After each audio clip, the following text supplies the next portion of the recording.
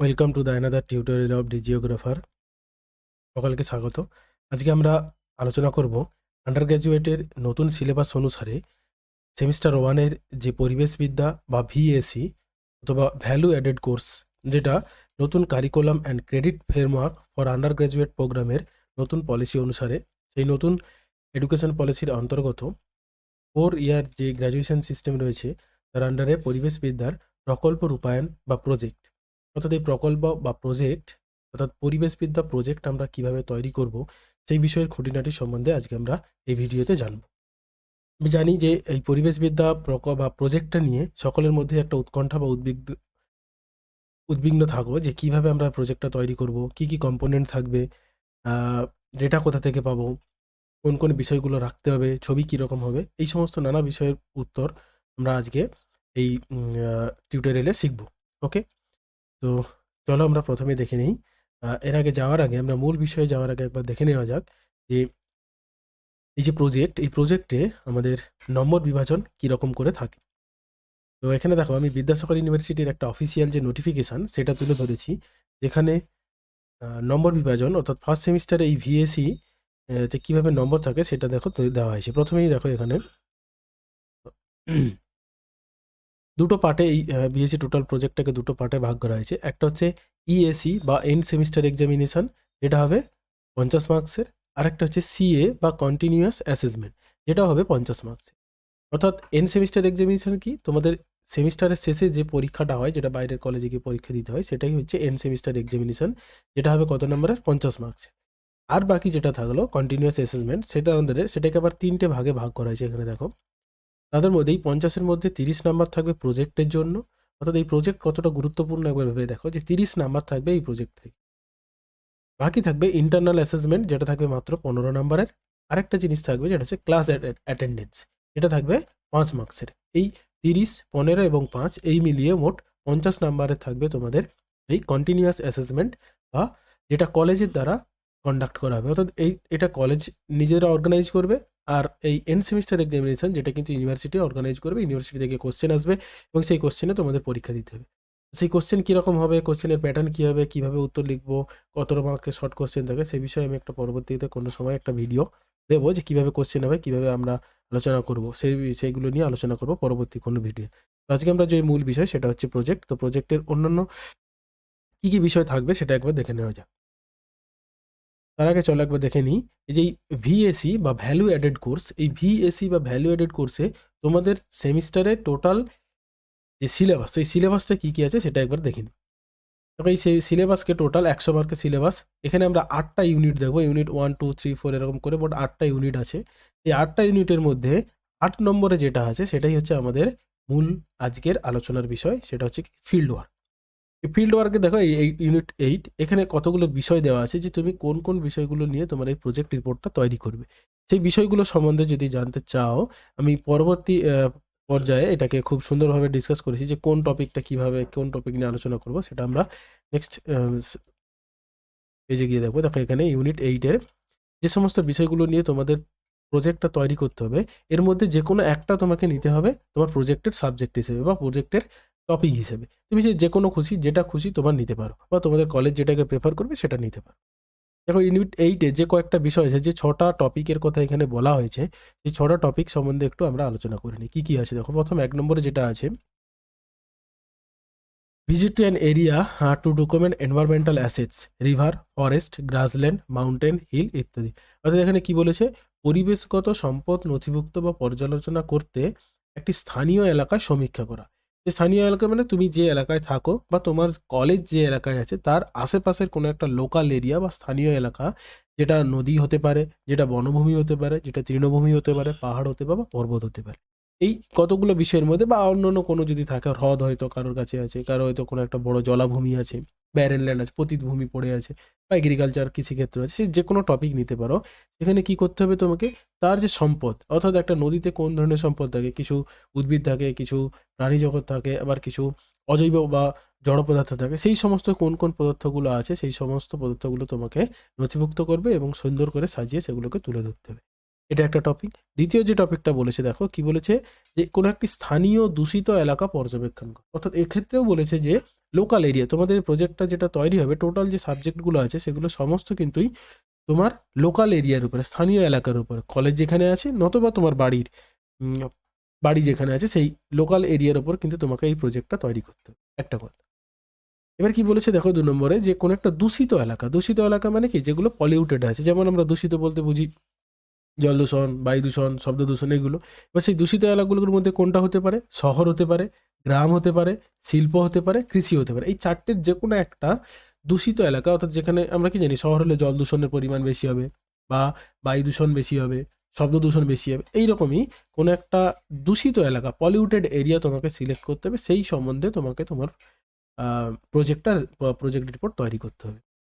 3 নম্বরে বলেছে যে স্থানীয় উদ্ভিদ, পোকামাকড়, পাখি পর্যবেক্ষণ এবং শনাক্তকরণের মৌলিক নীতিগুলি অধ্যয়ন করে। অর্থাৎ কি বলেছে, এছাড়াও যদি ধরো তুমি কেউ এই সমস্ত সম্পদ বা দূষণ নিয়ে কাজ করতে চাইছে না, সে কি চাইবে, কোনো একটা জায়গার তার নিজস্ব এলাকার সেখানে যে উদ্ভিদ বা যে সমস্ত গাছগাছালি আছে, পোকামাকড় আছে, পাখি আছে, এগুলোকে পর্যবেক্ষণ করো এবং তাদেরকে তুমি কিভাবে আইডেন্টিফাই করছো, অর্থাৎ কিভাবে তুমি প্রত্যেকটা আইডেন্টিফাই করছো, একটা গাছ কিভাবে আলাদা, একটা পাখি অন্য পাখির সঙ্গে কিভাবে আলাদা, সেই সমস্ত শনাক্তকরণের মৌলিক যে নীতি, অর্থাৎ কিভাবে তুমি তাদেরকে শনাক্ত করেছো, সেইগুলো সম্বন্ধে তোমাকে একটা প্রজেক্ট রিপোর্ট তৈরি করতে হবে। এই প্রত্যেকটা টপিক আমি আজকে জাস্ট এমনি আলোচনা করে দিচ্ছি, যদি তোমাদের প্রয়োজন হয় তোমরা আমাকে কমেন্ট সেকশনে যাবে না ভাই, তাহলে আমি এই প্রত্যেকটা টপিক নিয়ে একটা একটা করে ভিডিও বা একটা একটা করে কিভাবে প্রজেক্টটা তৈরি করবো সেগুলো আমি তৈরি করে তোমাদের ভিডিও দিয়ে দেবো। তাহলে তোমাদের প্রজেক্টটা তৈরি করতেও সুবিধা হবে এবং খুব সহজেই তোমরা সেটা আলোচনা করতে পারবে।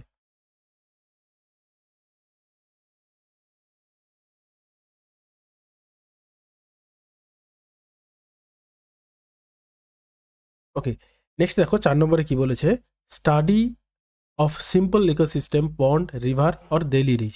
এখানে কি বলেছে 4 নম্বরে, যে কোনো একটা সাধারণ ইকোসিস্টেম, যেমন পুকুরের বাস্তুতন্ত্র হতে পারে, ইকোসিস্টেম কথার অর্থ হচ্ছে বাস্তুতন্ত্র, যেমন পুকুরের বাস্তুতন্ত্র হতে পারে, নদীর বাস্তুতন্ত্র হতে পারে, বা তোমার কাছাকাছি যদি কোনো হিলি রিজিয়ন থাকে তার বাস্তুতন্ত্র হতে পারে, সেই বাস্তুতন্ত্র সম্বন্ধে আলোচনা করো। অর্থাৎ এই বাস্তুতন্ত্রে কি থাকে, কিছু অজৈব, কিছু জৈব উপাদান থাকে, কিছু জড় এবং কিছু সজীব উপাদান থাকে। সেই সমস্ত কতগুলো উপাদান আছে, অর্থাৎ কোন ধরনের প্রাণী, কোন ধরনের উদ্ভিদ এবং কি কি জড় উপাদান আছে, সেই সম্বন্ধ, এই সম্পর্কিত একটা প্রজেক্ট তোমাকে তৈরি করতে হবে। এখানে একটা জিনিস দেখো যেটা বলেছে দিল্লি রিজ। দিল্লি রিজ আর কিছুই নয়, এটা হচ্ছে আমাদের যে রাজধানী দিল্লি, সেই দিল্লির নিকটবর্তী একটা পর্বত গেছে, আমরা জানি অনেকেই যারা জিওগ্রাফি স্টুডেন্ট তারা জানো, দিল্লির কাছাকাছি আছে আরাবল্লী পর্বত। সেই আরাবল্লী পর্বতের একটা রিজ, যেখানে এরকম একটা পাহাড়ের বাস্তুতন্ত্র রয়েছে, সেই পাহাড়ের বাস্তুতন্ত্র সম্বন্ধে এটা আলোচনা করতে বলা হয়েছে দিল্লি রিজ। এটা আমাদের দরকার নেই, কারণ এটা হচ্ছে আমাদের যারা দিল্লি স্টুডেন্ট তারা এটা নিয়ে আলোচনা করবে, কিন্তু যারা আমাদের ওয়েস্ট বেঙ্গলে যারা আছে তারা এই বিষয় নিয়ে আলোচনা করার দরকার নেই। যেটা দরকার, তুমি তোমার কাছাকাছি কোনো পুকুর বা কোনো নদী বা কোনো হ্রদ বা যদি কোনো উচ্চভূমি এলাকায় থাকে তার যে বাস্তুতন্ত্র সেটা নিয়ে আলোচনা করতে পারো। নেক্সট হচ্ছে ডিজাস্টার ম্যানেজমেন্ট। ডিজাস্টার কথার অর্থ হচ্ছে বিপর্যয়। বিপর্যয় মানে কি, এই যে আমাদের ধরো বিভিন্ন ধরনের সাইক্লোন হয়, তারপর কোনো কারণে যদি ইন্ডাস্ট্রিয়াল মানে শিল্প ক্ষেত্রে যদি কোনো দুর্ঘটনা ঘটে, তার ফলে যে ডিজাস্টার, বা বন্যা হয়, খরা হয়, ঝড় হয়, এর ফলে যে বিপর্যয়, এটাকে বলা হয় বিপর্যয়। সেই বিপর্যয়ের ফলে যে ক্ষতিগ্রস্ত হচ্ছে, মানুষের কতজন মারা গেছে, কত সম্পত্তি হানি হয়েছে, কতগুলো বাস্তুতন্ত্র নষ্ট হয়েছে, সেই সম্বন্ধ বিষয়ে তোমাদের একটা প্রজেক্ট রিপোর্ট তৈরি করতে হবে। কোন ধরনের বিপর্যয় হয়েছে, তার ফলাফল কি, তার কারণ কি, তার মানুষের উপর তার প্রভাব কি, প্রকৃতির উপর তার প্রভাব কি, এই বিষয়গুলো নিয়ে আলোচনা করতে হবে। হলো 5 নম্বর। এবার 6 নম্বরে বলেছি যেটা কোস্টাল ইকোসিস্টেম, অর্থাৎ উপকূলবর্তী অঞ্চলে যারা থাকে, সমুদ্র তীরবর্তী অঞ্চলে। আমরা সকলেই সমুদ্রে বেড়াতে যাই গ্রীষ্মকালে, দীঘা আমাদের খুব জনপ্রিয় বা খুব প্রিয় একটা জায়গা। তো সেই রকমই সেই দীঘা উপকূল বা আরও যে কাঁথি উপকূল আছে, পুরী আছে, মন্দারমণি আছে, এই যে উপকূলীয় অঞ্চলগুলোতে তাদের বাস্তুতন্ত্র কেমন, সেই বাস্তুতন্ত্র সম্বন্ধে লিখতে হবে। অর্থাৎ কি, একটা উপকূল মানে সেখানে স্থলজ বাস্তুতন্ত্রও পাবে, আবার জলজ বাস্তুতন্ত্রও পাবে। তো সেই দুটো বাস্তুতন্ত্রে কোন ধরনের প্রাণী, উদ্ভিদ, কোন ধরনের অজৈব জৈব উপাদানগুলো আছে, সেই সম্বন্ধে বিষয়ে তোমাদের আলোচনা করতে হবে। এই 6টা টপিক আমাদের হচ্ছে গিয়ে আমাদের এই 6টা টপিকের উপর ভিত্তি করে আমাদের টোটাল প্রজেক্ট রিপোর্টটা তৈরি করতে হবে। এই 6টার মধ্যে যে কোনো একটা আমাদের নিয়ে টপিক, যে কোনো একটা টপিক নিয়ে আমাদের এই প্রজেক্টটা তৈরি হবে। আশা করি বোঝা গেছে। এবার চলে এসো আমরা একটা প্রজেক্টে কোন কোন উপাদানগুলো থাকে। আচ্ছা, তার আগে আমরা দেখে নিই যে ক্ষেত্র সমীক্ষা আর রিপোর্ট রাইটিং বলতে কি বুঝি। ক্ষেত্র সমীক্ষা কি, কি বলেছে দেখো, ক্ষেত্র সমীক্ষা হলো মানুষ, সাংস্কৃতিক বা প্রাকৃতিক পরিবেশ সম্পর্কে তথ্য পর্যবেক্ষণ এবং সংগ্রহ করার প্রক্রিয়া। অর্থাৎ কোনো একটা নির্দিষ্ট এলাকায় সেখানকার মানুষ, সেখানকার প্রকৃতি, সেখানকার সাংস্কৃতিক উপাদান ইত্যাদি সম্বন্ধে তাদের অবজারভেশন বা পর্যবেক্ষণ করা এবং সেখান থেকে তথ্য সংগ্রহ করার যে প্রক্রিয়া তাকেই বলা হচ্ছে ফিল্ড ওয়ার্ক বা ক্ষেত্র সমীক্ষা। আর রিপোর্ট রাইটিং কি? এই ক্ষেত্র সমীক্ষা থেকে বা ক্ষেত্র কোনো কাজের ফলে যে সমস্ত তথ্য বা তথ্যাবলী তুমি পেয়েছো সেগুলোকে খাতায় লিপিবদ্ধ করা এবং তাকে তথ্য আকারে প্রকাশ করাকেই বলা হচ্ছে রিপোর্ট রাইটিং। অর্থাৎ ফিল্ড ওয়ার্ক এবং রিপোর্ট রাইটিং এই দুটো খুবই সোজা জিনিস। ফিল্ড ওয়ার্ক মানে হচ্ছে কি ফিল্ডে গিয়ে দেখো কি কি আছে, আর সেটাকে যখন আমরা লিখে খাতা বা প্রজেক্ট আকারে প্রকাশ করছি তখন তাকে বলা হচ্ছে রিপোর্ট রাইটিং। এটা কেন এই দুটো গুরুত্বপূর্ণ? কারণ তোমাদের ভাই যখন খাতা জমা দেবে, যে এক্সটার্নাল স্যার আসবে তিনি অনেক সময় জিজ্ঞাসা করে ফিল্ড ওয়ার্ক কাকে বলে, রিপোর্ট রাইটিং বলতে কি বোঝো, এগুলো জিজ্ঞেস করতে পারে। এই জন্য তোমাদের এখানে দেওয়া। এবার চলে এসো মূল যে বিষয়, সেটা হচ্ছে একটা প্রজেক্টের কি কি বিষয় থাকতে পারে বা একটা প্রজেক্টের প্রধান কি কি বিষয় রয়েছে। ক্লিয়ার? তাহলে দেখো, একটা প্রজেক্টের মূল যে দুটো অংশ সেটাকে আমি দুটো পার্টে ভাগ করেছি। একটা হচ্ছে ইন্ট্রোডাক্টিং পার্ট বা যেটাকে বলছি পরিচায়ক অংশ, আর একটা হচ্ছে মেন পার্ট বা প্রধান অংশ। পরিচায়ক অংশটা কি? এখানে কি কি বিষয়গুলো থাকবে সেগুলো আমি পরপর আলোচনা করা হয়েছে। দেখো, ইন্ট্রোডাক্টিং পার্ট আর পরিচায়ক অংশ। যারা ইংরেজিতে লিখবে তাদের জন্য এগুলো খুব সুন্দর, যারা বাংলায় লিখবে একই রকম ফ্রন্ট পেজ বা কভার পেজ লিখতে পারো তোমরা। ইংরেজি বাংলা দুটো তুমি মিশিয়ে লিখতে পারো, কভার পেজ বা ফ্রন্ট পেজ, অথবা ইংরেজিতে যারা লিখবে তাদের ক্ষেত্রে সুবিধা। প্রথমেই যেটা থাকবে সেটা হচ্ছে কভার পেজ। আমি আগে সবগুলো বলে নিচ্ছি, তারপরে মূল আলোচনায় আসছি। কভার পেজ বা ফ্রন্ট পেজ, সার্টিফিকেট, অ্যাকনলেজমেন্ট এবং কন্টেন্ট, এই চারটে বিষয় থাকবে তোমার ইন্ট্রোডাক্টিং পার্টে। এগুলো কীরকম লেখা হবে? এগুলো রোমান 1, 2, রোমান হরফে 1, 2, 3 এরকম করে লেখা হবে। এরপর যেটা আছে মেন পার্ট বা প্রধান অংশ। এই পার্টে কতগুলো বিষয় থাকবে, যেটা আমি তোমাদের একটা টেবিল আকারে দেখানোর চেষ্টা করেছি। সেখানে কি কি বিষয়গুলো থাকবে দেখো। এখানে আমরা মূল অংশটাকে 3টে চ্যাপ্টারে ভাগ করেছি। Chapter 1, chapter 2 and chapter 3। এই 3টে চ্যাপ্টারে ভাগ করা হয়েছে 3টে পার্টে। এই 3টে পার্টের প্রত্যেকটাতে কি কি অংশ থাকবে সেগুলো আলোচনা করছি। দেখো, চ্যাপ্টার 1-এ প্রথমেই যেটা থাকবে, অর্থাৎ তোমার প্রজেক্ট রিপোর্ট শুরু হবে যেটা দিয়ে, সেটা হচ্ছে ইন্ট্রোডাকশন। আচ্ছা, শুরু হওয়ার আগে এই অংশগুলো কিন্তু আগে থাকবে। প্রজেক্টের প্রথমে ফ্রন্ট পেজ থাকলো, তারপরে সার্টিফিকেট, তারপরে অ্যাকনোলেজমেন্ট, তারপরে কন্টেন্ট বা সূচিপত্র। এইরকম টেবিল আকারে সূচিপত্রটা তৈরি করবে। তারপর প্রধান অংশে যেটা শুরু হবে সেটার প্রথম থাকবে ইন্ট্রোডাকশন বা ভূমিকা। তারপর থাকবে প্রেজেন্ট স্টাডি বা সমীক্ষার বিষয়, objectives, location of the study area, about the study area, methodology, data ইত্যাদি প্রত্যেকটা চ্যাপ্টার এই বিষয়গুলো থাকবে। এগুলো আমি পরে আলোচনা করছি, তাই জন্য এখানে আর ডিটেলসে আলোচনা করছি না। একটা জিনিস দেখো, ভিডিওটা হয়তো অনেকটা লেন্দি হতে পারে, তো তোমরা ভিডিওর ইউটিউব থেকে স্পিডটা একটু বাড়িয়ে নেবে, 1.25 বা 1.50-তে বাড়িয়ে নেবে, তাহলে দেখবে অনেক অল্প সময়ের মধ্যে বিষয়গুলো ক্লিয়ার হয়ে যাবে। ওকে, এই চ্যাপ্টারগুলো আমি পরে আসছি, ডিটেলসে আলোচনা করছি। দেখে নাও, তোমরা যদি স্ক্রিনশট নিতে চাও তো স্ক্রিনশটও নিতে পারো। এবার চলে এসো দেখো ইন্ট্রোডাক্টিং পার্ট বা মূল পরিচায়ক অংশ। এখানে কি থাকবে? এই যে বললাম যে একটা ফ্রন্ট পেজ, এটা হচ্ছে তোমাদের ফ্রন্ট পেজ। এই ফ্রন্ট পেজের কি কি বিষয়গুলো থাকবে দেখো। ফ্রন্ট পেজটা জাস্ট এরকম হবে, পুরো পেজটায় একটা দেখো, ফ্রন্ট পেজটা অ্যাট এ গ্লান্সে একবার দেখে নাও। এটা হবে পুরোটা ফ্রন্ট পেজ। এটা তোমরা খুব সুন্দর করে সাইবার ক্যাফেতে গিয়ে বড় আকারে খুব একদম অ্যাট্রাক্টিভ মোডে একটা ভালো করে কালার দিয়ে কালার প্রিন্ট করে নেবে, তাহলে খুব দেখতে সুন্দর হবে। আমি যেহেতু খাতার ওপরেই কিন্তু এটা থাকবে। কি কি বিষয় থাকবে সেবার এগুলো দেখে নাও। দেখো কি বলেছে, প্রথমেই যেটা থাকবে এ প্রজেক্ট রিপোর্ট অন, অর্থাৎ তুমি যে বিষয়টা নিয়ে প্রজেক্ট করবে সেই রিপোর্টের যে নামটা এখানে কিন্তু লিখতে হবে। এ প্রজেক্ট রিপোর্ট অন, ধরো আমি কেউ একজন জল দূষণ নিয়ে তার প্রজেক্টটা তৈরি করতে চাইছে, তাহলে সে কি লিখবে? A project report on water pollution and its impact, অর্থাৎ জল দূষণ এবং তার ফলাফল। আবার কেউ ধরো বায়ু দূষণ নিয়ে করতে চাইছে, তাহলে সে লিখবে যে air pollution and its impact বা আরও কিছু। আবার ধরো কেউ কাছে কমন প্ল্যান্ট বা অ্যানিম্যাল নিয়ে বা বার্ডস নিয়ে স্টাডি করতে চাইছে, সে লিখবে তাহলে কি? A project report on common plants and their identification mark. এইভাবে তুমি যে কোনো একটা টপিক নেবে, তার সেই টপিকের টাইটেলটা এখানে হবে। তারপর কি হবে? তারপর দেখো কি বলেছে, সাবমিটেড বাই, অর্থাৎ কে সাবমিট করছে। যে প্রজেক্ট করছে আমরা প্রত্যেকেই, তাহলে আমাদের এখানে সাবমিটেড বাই নিজেদের নামটা হবে, ইউনিভার্সিটির যে রোল নাম্বার সেটা, রোল এবং নম্বর, আরেকটা কি রেজিস্ট্রেশন নম্বর এবং অফ ইয়ার, এখানে হবে ইয়ার। অর্থাৎ তাহলে কি হলো, সাবমিটেড বাই তোমার নাম, রোল এবং নম্বর, রেজিস্ট্রেশন নম্বর এবং ইয়ার, এটা থাকলো। তারপরে হচ্ছে কোথায় সাবমিট করছো, দেখো submitted to KD college of commerce and general studies.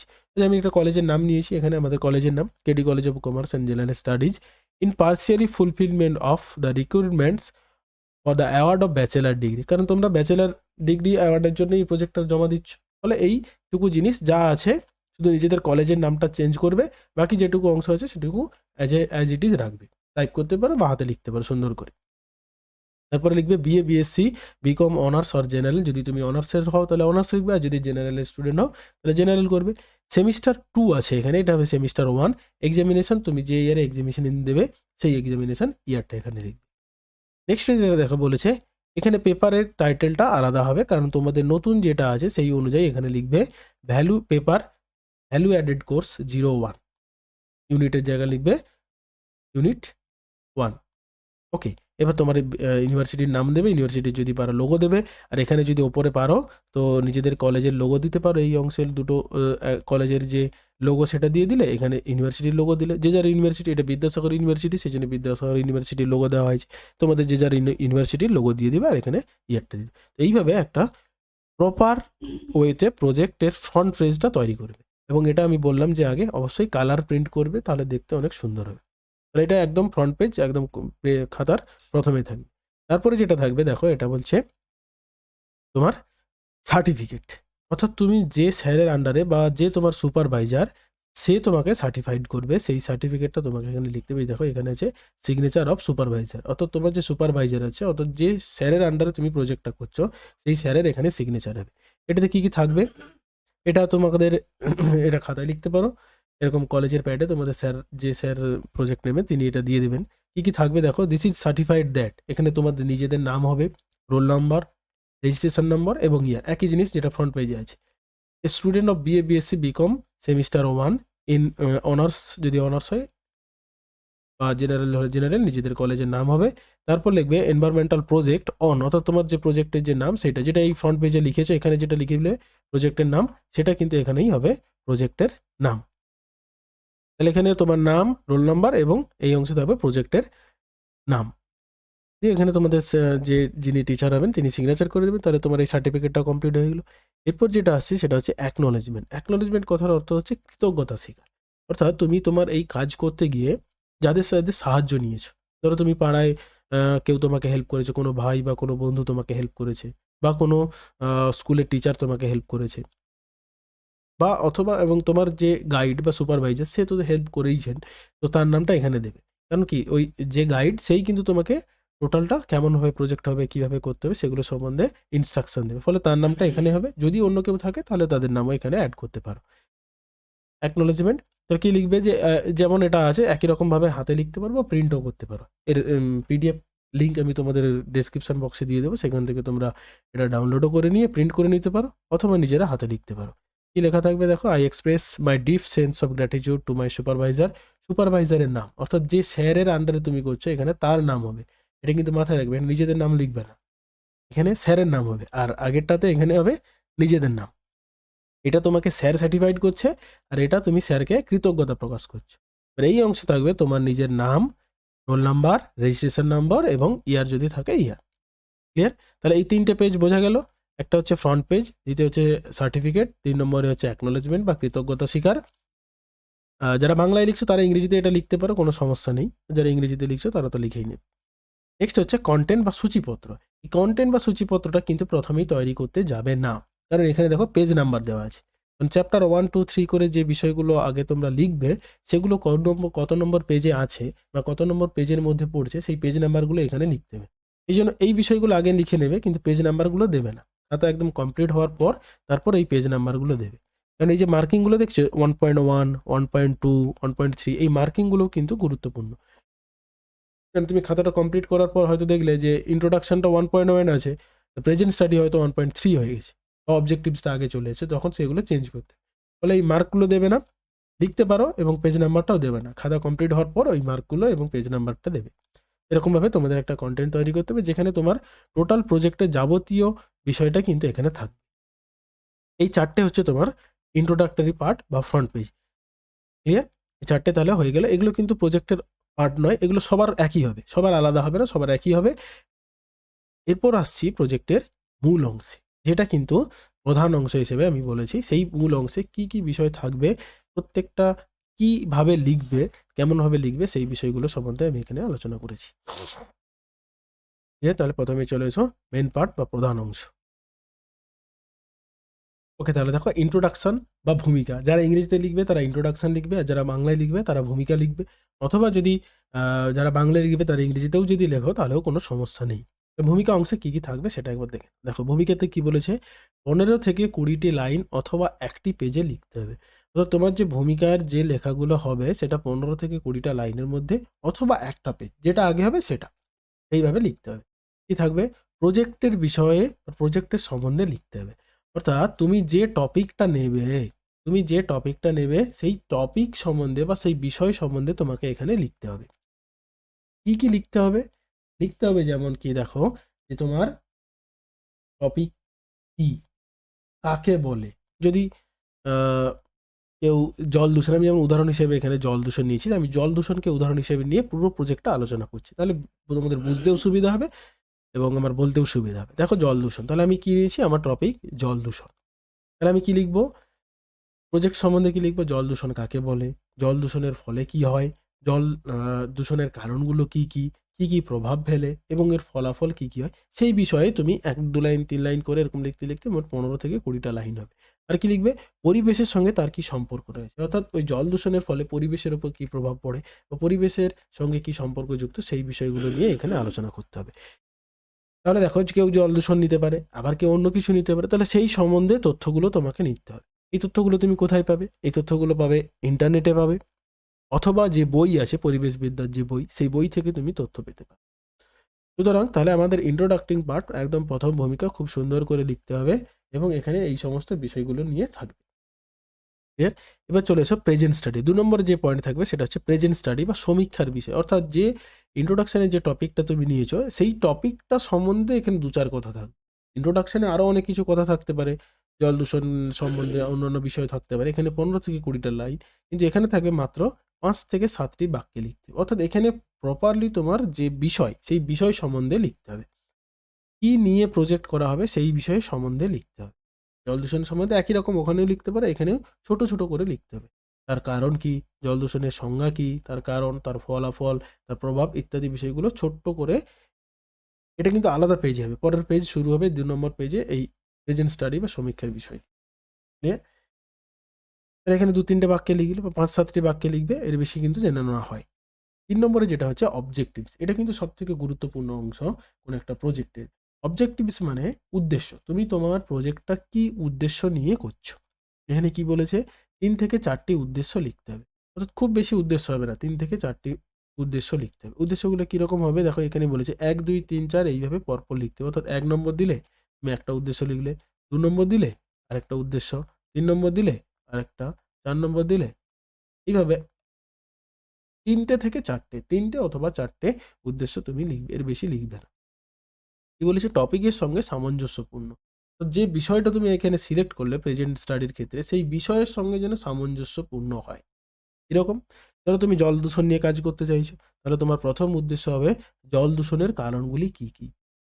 2 নম্বর উদ্দেশ্য কি হবে, জল দূষণের উৎসগুলি কি কি। এরকম লিখবে, তাহলে জল দূষণের কারণগুলি জানতে, জল দূষণের উৎসগুলি খোঁজার চেষ্টা করতে। 3 নম্বর হবে জল দূষণের ফলাফল বা জল দূষণের প্রভাবে কি ঘটছে, যে এলাকার উপরে জল দূষণ নিয়ে স্টাডি করছে সেই এলাকায় মানুষের উপর কি প্রভাব পড়েছে এই বিষয় নিয়ে।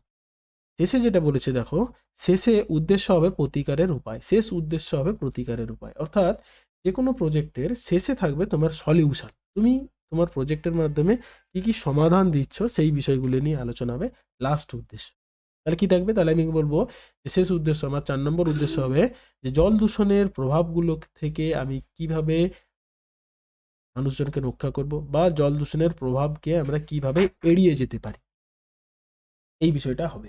অর্থাৎ শেষে থাকবে যে আমি কিভাবে এই জল দূষণের প্রভাবের প্রতিকার করতে পারি। কেউ জল দূষণের, কেউ যদি অন্য কিছু নেই তাহলে সেই উদ্দেশ্যটা সেমন হবে, যে কেউ যদি বায়ু দূষণ নেই তাহলে বায়ু দূষণের প্রভাবকে আমরা কিভাবে এড়িয়ে যেতে পারি, এই বিষয়ে হবে। তাহলে উদ্দেশ্য হবে 3 4টি এবং যথাযথ টপিকের সঙ্গে সামঞ্জস্যপূর্ণ হবে এবং 1 2 3 করে এইভাবে ভার্টিক্যালি লিখতে থাকবে।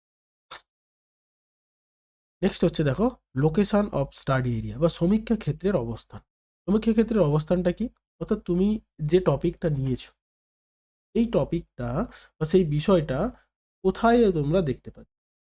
তাহলে আমি জল দূষণ নিয়েছি, আমি যদি দেখি যে আমার ওয়ার্ডে জল দূষণ হচ্ছে, আমি শহরের কথা বলছি, বা গ্রামের যদি হয় যে আমার গ্রামে যে পুকুরটা আছে বা যে নালাটা আছে সেই নালাটায় জল দূষণ হচ্ছে, তাহলে সেই যে এলাকাটা সেই এলাকার কি হবে না, সেটাই হচ্ছে তোমার সমীক্ষা ক্ষেত্র।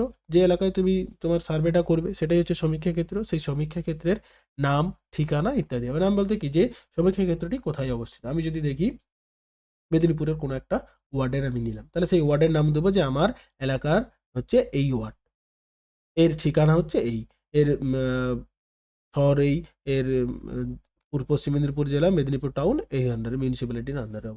আবার কেউ যদি রুরাল এরিয়া নেই, গ্রাম নেই, তাহলে সে দেবে তার গ্রামের নাম, তার পোস্ট অফিসের নাম, তার থানার নাম, তার ডিস্ট্রিক্টের নাম, তার ব্লকের নাম, এগুলো দিয়ে সে তাহলে বলবে যে আমার এই সমীক্ষা ক্ষেত্রটি অমুক জায়গায় অমুক অমুক অমুক অমুক এই জায়গায় অবস্থিত। এটা নাম ঠিকানাগুলো। 2 নম্বরে যেটা গুরুত্বপূর্ণ পয়েন্ট দিতে হবে সেটা হচ্ছে নিকটবর্তী গুরুত্বপূর্ণ প্রাকৃতিক ও মনুষ্য সৃষ্ট ল্যান্ডমার্ক। অর্থাৎ কি, তোমার এলাকায় যেটা খুব সহজেই আইডেন্টিফাই করা যাবে সেই ল্যান্ডমার্কগুলো দিতে হবে। যেমন কি, ধরো কারোর বাড়ির কাছাকাছি বা যে টপিকটা নিয়েছে সেখানে কোনো একটা নদী আছে, তাহলে আমি দেবো যে আমার কাছাকাছি এই নদীটি রয়েছে। বা কারো বাড়ির কাছে বা যে টপিক নিয়েছে তার কাছে সেখানে স্কুল আছে, তাহলে বলে এর নিকটবর্তী অমুক স্কুলটি উপস্থিত বা অবস্থিত রয়েছে। এগুলো হচ্ছে ল্যান্ডমার্ক। নেক্সট যেটা বলেছে দেখো, অক্ষাংশ এবং দ্রাঘিমাংশগত অবস্থান।